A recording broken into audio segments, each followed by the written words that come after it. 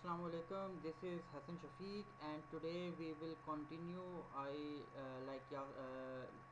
In the last lecture, I told you that I will be talking about the nephron a bit more, as it is very important from an examination point of view, and there is much more to be added to what is already mentioned in the book. So, Bismillah ar-Rahman Rahim, starting today's lecture, which is the functioning of a nephron, right? I've already talked about this in my previous lectures, but now we will be going through the nephron in a little bit more detail, and the images and text in this video has been taken from the Cambridge International AS and A level biology course book 4th edition by Mary Jones and Richard Fosbury, and in this lecture there is much more to be added from an information point of view regarding how a nephron works and how the processes are actually done. So this video is going to be very interesting, and hopefully you students will come to know a lot more regarding the functioning of a human nephron. Before nephron, we just talk a little bit about the structure of a kidney. You already know it, but we will look through it again. Right, you know that the kidneys are dorsally located in the body. They receive blood from a renal artery and they return the blood back through a renal vein. A narrow extensible tube called a ureter carries urine from the kidney to the bladder, and from the bladder a single tube, the urethra, carries urine to the outside of the body. Now on the right side of the slide there is a diagram which shows a longitudinal section of a kidney, and it actually shows that it has three major areas or three main areas. The whole kidney is covered by a fairly tough capsule beneath which lies the cortex. The central area is the medulla, where the ureter joins. There's an area called the pelvis. Okay, the section through a kidney is shown through a microscope. Like if you I won't be showing it as it will go into, I think, too much of unnecessary detail, but we will look at a kidney cut vertically in half.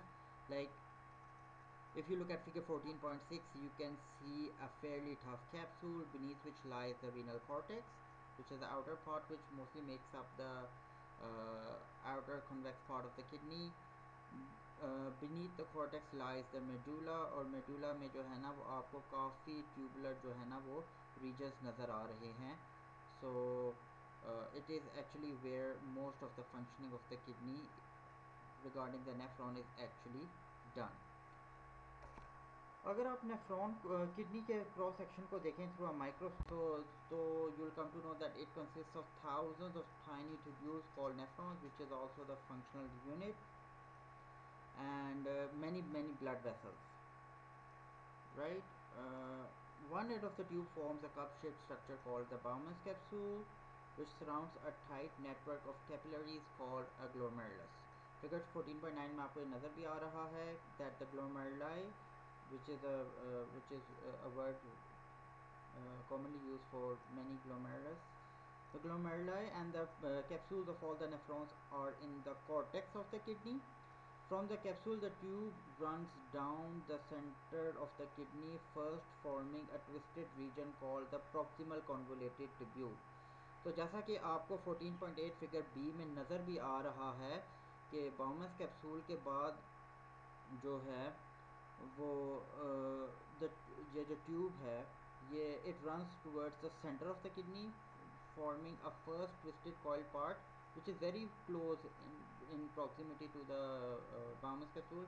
That's why it's called the proximal convoluted tubule. Selective reabsorption का जो पहला major process है वो यहाँ पे शुरू होता है.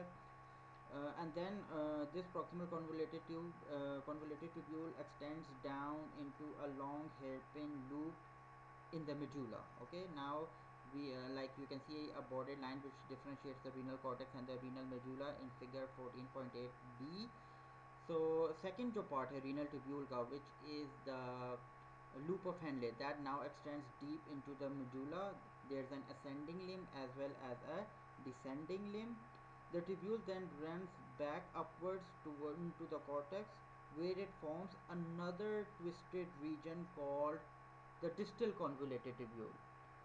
Or this distal convoluted tubule then, before finally joining a collecting duct, leads down through the medulla and into the pelvis of the kidney.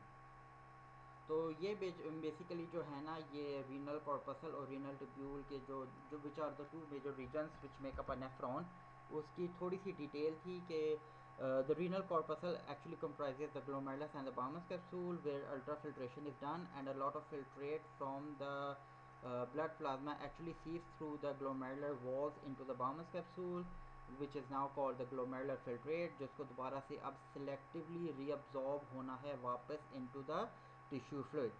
अब ये जो प्रोसेस अल्ट्राफिल्ट्रेशन का, ये इस एक वजह ये भी होती है कि the arteries, like I've already mentioned this, but just for a very brief revision, the efferent arterioles have a very high pressure. So obviously when blood will be rushing into the glomerular regions, a lot of it will seep through the podocytes, which are the walls of the glomeruli, and will be collected in a Bowman's capsule.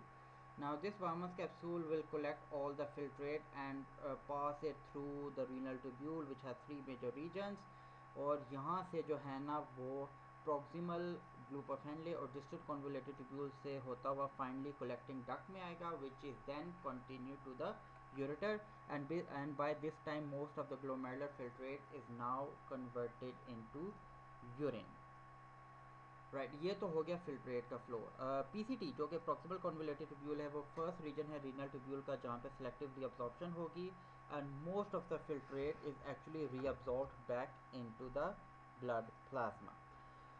Talking about blood vessels are closely associated with the nephrons, ठीक है, क्योंकि obviously बहुत सारा filtrate अब nephron में से वापस blood को आना है, so there should be a vessel which actually leave the glomerular Bowman's capsule, which leaves the renal corpuscle and falls all along the length of the nephron. This arteriole is called the efferent arteriole. So efferent actually enters the Bowman's capsule and the efferent one leaves it. This efferent arteriole leads to a network of capillaries running along the rest of the nephron. The blood from these capillaries flow into a branch of the renal vein, which then ultimately, after all necessary reabsorption, leaves the kidney and is joined into the inferior vena cava, which ultimately leads into the right atrium of the heart. Right. Moving on, reabsorption in the proximal convoluted tubule, which is the first region of the renal tubule. यहाँ पे जो है ना, बहुत सारा जो glomerular filtrate है, उसका जो एक अच्छा खासा portion gets absorbed back into the blood. Most of the region actually absorbs back into the blood in this region. The molecules or the solutes which are absorbed back are amino acids, glucose, urea, uric acid, creatinine, and some inorganic ions. Blood cells or proteins having higher molecular mass than 69,000 Dalton usually stay in the blood and do not seep into the glomerular filtrate, इसलिए वो वापस selectively reabsorb भी नहीं होते.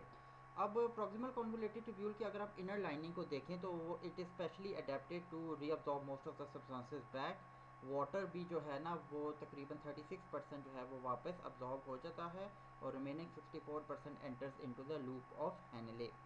Now talking about the adaptations of the proximal convoluted tubule, they have microvilli like the small intestine in humans, which not only increase the surface area but also allow more distance for the fluids to travel, so that they can ultimately reabsorb back into the blood plasma.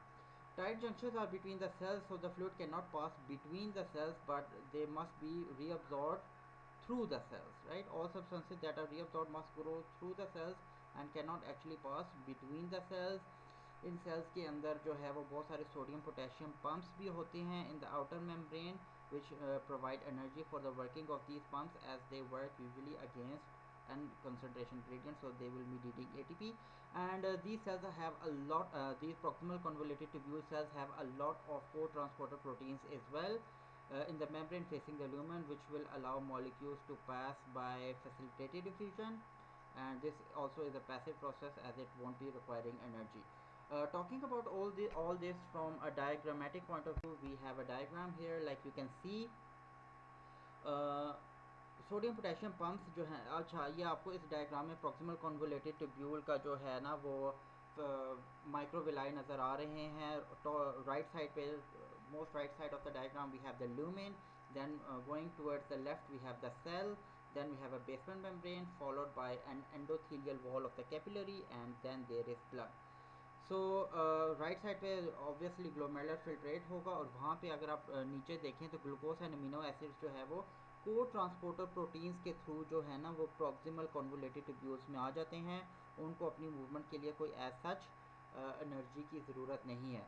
Neither for the sodium ions they, और sodium ions की energy को use करते हुए जिससे वो अंदर आते हैं, ग्लूकोज और अमीनो एसिड्स भी जो है ना वो उसी एनर्जी को यूज़ करते हुए अंदर आ जाते हैं ट्यूब्यूल सेल्स के. So this is a example of a secondary active transport rather than active transport, because the glucose and amino acids do not use the ATP directly, but they derive that ATP from the sodium moving into the proximal convoluted tubule cells. अब ये जो glucose और amino acids हैं, ये जिस तरह से जो है ना ये सेल्स के अंदर आए ट्यूब्यूल के, इसी तरह से ये बेसमेंट मेम्ब्रेन, एंडोथीलियल वॉल को क्रॉस करते हुए इवेंचुअली ब्लड प्लाज्मा के अंदर भी आ जाएंगे. सोडियम पोटेशियम पंप ज़रूर हैं बेसल मेम्ब्रेन पे ट्यूब्यूल्स के, जो कि एटीपी को यूज़ करते हुए सोडियम्स को पुश करते हैं थ्रू द बेसमेंट मेम्ब्रेन. ठीक है, और इसके लिए for every sodium which goes inward, potassium goes outward. So reading the points that how the reabsorption in the proximal convoluted tubule is done, the sodium potassium pumps in the basal membrane of PCT or proximal convoluted tubule use ATP made by mitochondria. ये pump जो है ना ये sodium की concentration cytoplasm में कम कर देते हैं. ये बेसल मेम्ब्रेन जो है ना ये लार्ज सरफेस एरिया भी देती है ताकि ये ज़्यादा से ज़्यादा कैरियर प्रोटीन जो है ना ये मूव कर सकें.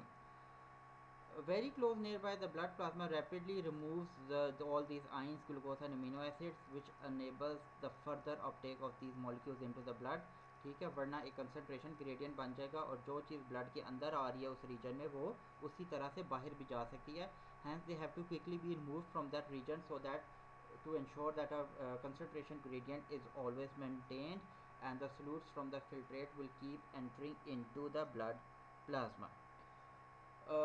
माइक्रोविलाई आपको नज़र आ रही हैं, वो सरफेस एरिया इंक्रीज़ करते हैं जैसा कि मैंने बताया, और इसमें सोडियम जो है ना वो पैसिवली मूव कर रहा है को ट्रांसपोर्टर प्रोटीन्स के साथ, और इसी एनर्जी से जिससे वो मूव कर रहे हैं ग्लूकोज और अमीनो एसिड्स भी अपनी जो है ना वो कंसनट्रेशन ग्रेडियंट के अगेंस्ट भी जो है ना वो मूव कर सकते हैं. वैसे तो पैसिव भी मूव करेंगे, लेकिन कंसनट्रेशन ग्रेडियंट के अगेंस्ट भी इनके पास मूव करने की एबिलिटी है through the energy drived by the movement of sodium into the proximal convoluted tubule cells. बहुत अच्छी डायग्रामेटिक रिप्रेजेंटेशन है, और इस डायग्राम को अगर आप गौर से डिटेल से देखें तो आपको इवेंचुअली आइडिया होगा कि कैसे फिल्ट्रेट में से सॉल्यूट्स जो है ना वो वापस ब्लड प्लाज्मा के अंदर आ रहे हैं.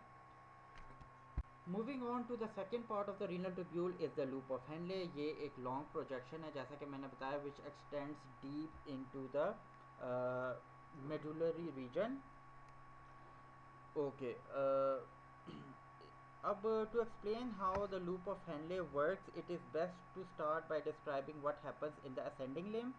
The cells that line this region of the loop actively transport sodium and chloride ions out of the fluid in the loop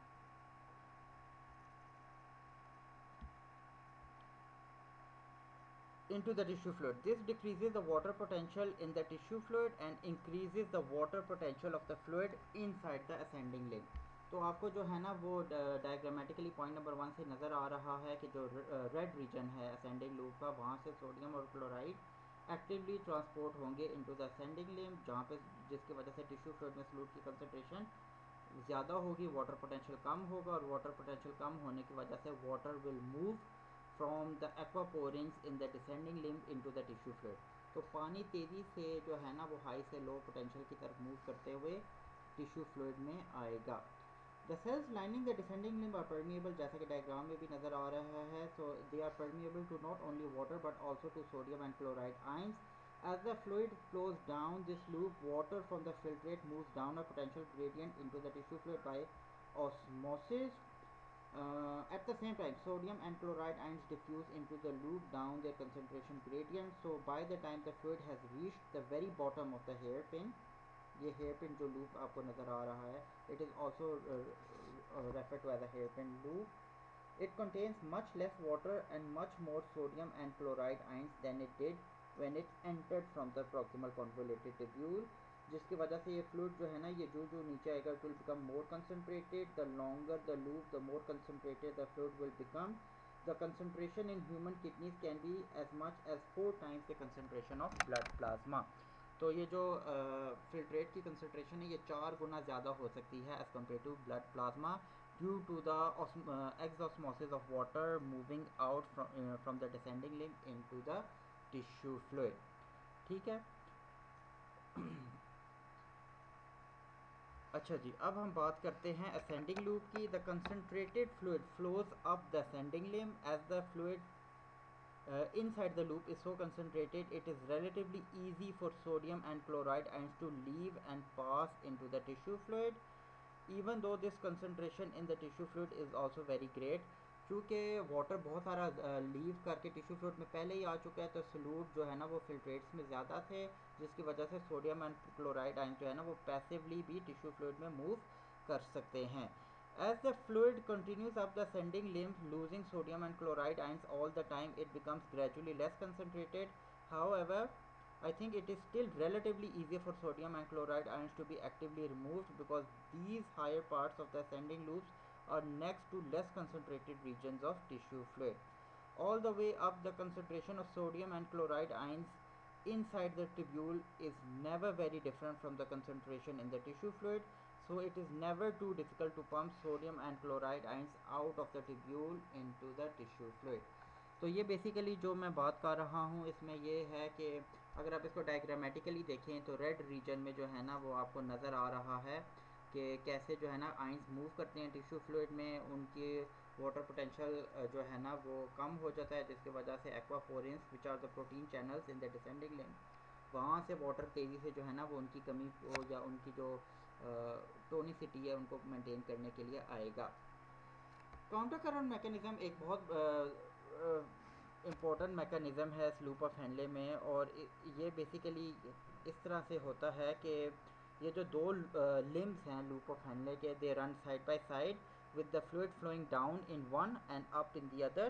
This enables the maximum concentration of solutes to be built up both inside and outside of the tube at the bottom of the loop. ये जो bottom of the loop आपको नज़र आ रहा है ना, इसमें ये फिल्ट्रेट की जो मूवमेंट है through the loop of Henle, ये इस तरह से होती है डिसेंडिंग और असेंडिंग लिम्स में कि जो हेयर पिन लूप का सबसे बॉटम वाला स्ट्रक्चर है वहाँ पे maximum concentration of solutes built up हो जाता है, जिसकी वजह से यूरिन की फाइनल कंसनट्रेशन को कैलकुलेट करने में रिलेटिवली किडनी को या नेफ्रॉन को आसानी होती है.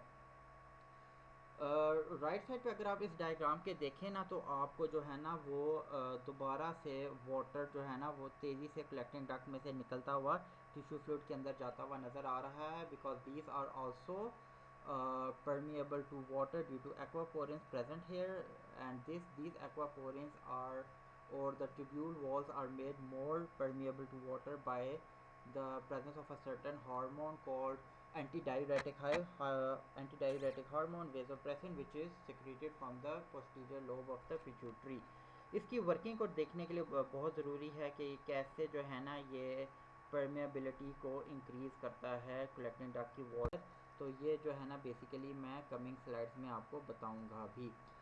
एंटी डायूरेटिक हार्मोन के बारे में थोड़ा सा अगर आपने इसके बारे में जानना है तो जैसा कि मैंने बताया, it is secreted from the posterior pituitary.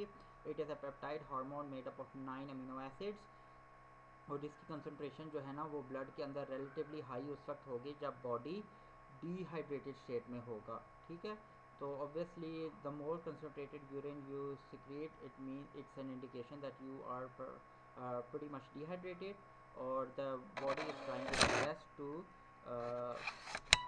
reabsorb maximum water as possible by the presence of ADH. तो यहाँ से आपको नज़र भी आ रहा होगा फिगर 14.14 में कि फ्लो रेट जो है ना वो कलेक्टिंग डक्ट के पास जाता हुआ काफ़ी कम होता जा रहा है, क्योंकि जो रीअब्जॉर्प्शन है वो बहुत ज़्यादा होती जा रही है। इसी तरह से proximal convoluted tubule, loop of Henley, distal convoluted tubule और कलेक्टिंग डक्ट के जो 4 रीजन्स हैं रीनल ट्यूब्यूल के, वहाँ पे जो है ना वो आपको pretty मच एक आइडिया हो रहा है इस डायग्राम को देखते हुए कि ग्लूकोज और एमिनो एसिड जो हैं वो प्रॉक्सिमल कॉन्वोल्यूटेड ट्यूब्यूल के अंदर ही सारे के सारे रीअब्जॉर्ब हो चुके होते हैं।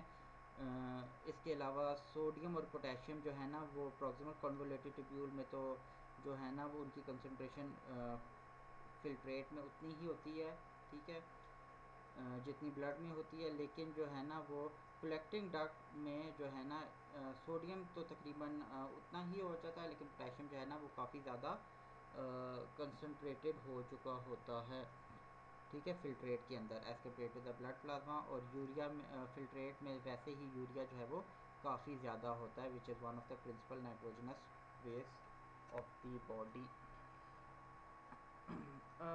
वाटर पोटेंशियल जो ब्लड का है ना that is monitored by sensory neurons in the hypothalamus called osmoreceptors, और ये डिटेक्ट करते हैं ब्लड के अंदर वाटर पोटेंशियल की कमी को, जिससे ऐसे इवेंट्स ट्रिगर होते हैं जिससे पोस्टीरियर पिट्यूटरी जो है वो एडीएच सिक्रीट करना शुरू देता है।